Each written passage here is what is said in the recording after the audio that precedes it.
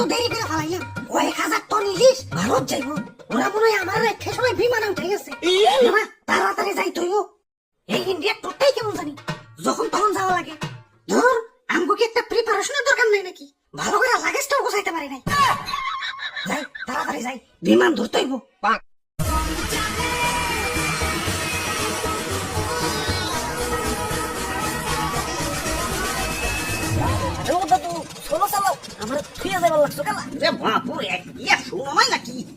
সব ভারত চলে যাইতাছে।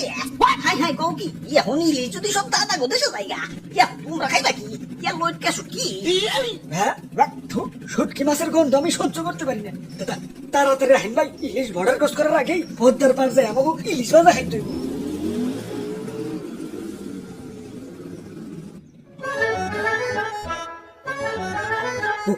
ওইটা একটা মাছের দোকান।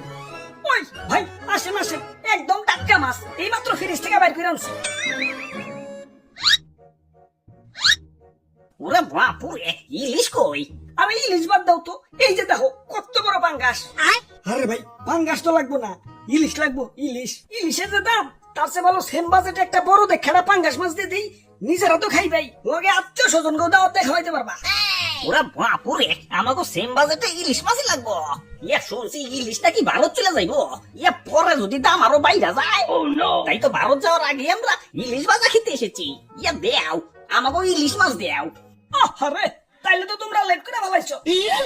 এই তো একটু আগে লাগেজ মাগেজ গুছিয়ে এয়ারপোর্টের দিকে রওনা দিল, ওখান থেকে সোজা দাদা গো দেশ। কাম হইছে, জেনেই বাঘের ভয় ওনেই রাইত হয়। দাদু, ইলিশ এয়ারপোর্টের দিকে গেছে, এখনো ভারত যায় নাই, লাগাও ব্যাগ গিয়ার। বাহ, কি সুন্দর বিমান! ওয়াও, খারাও একটা সেলফি তুলে ফেসবুকে আপলোড দিয়ে লই। হাই হাই, ফোনে দিয়ে এমবি নাই, খারাও বিকাশ থেকে লোড দিয়ে লই। হাই হাই, বিকাশেও ইলিশ লাভারের দেশে যাইতে হইব।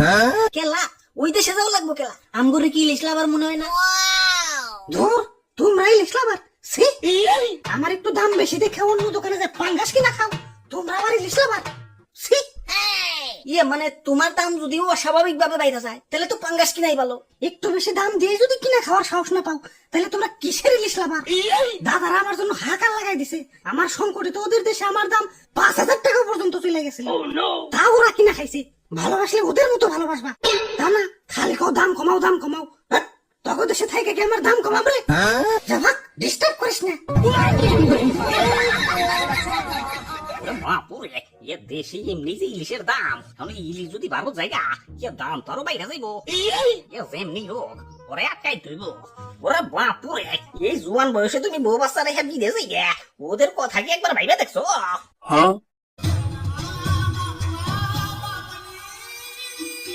নিজের দেশটা ভালোবাসতে হয়।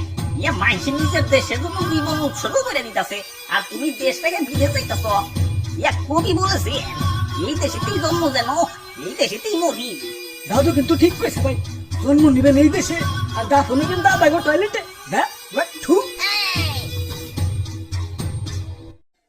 ধর, এত চিন্তা করার টাইম নাই, বিমান ছাইরে দিল। আমার বউ বাচ্চা দেখে রাখো। Bye bye Bangladesh.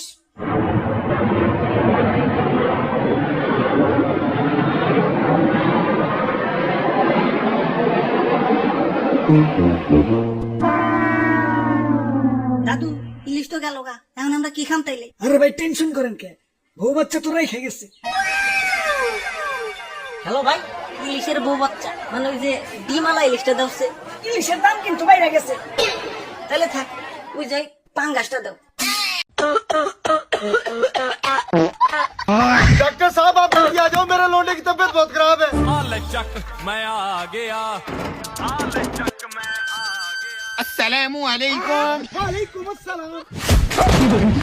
कौन था ये? क्या था ये?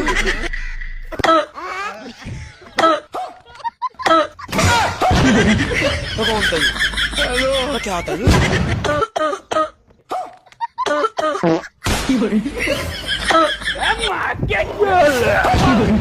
कौन था ये? क्या था ये? हेलो। हे प्रभु,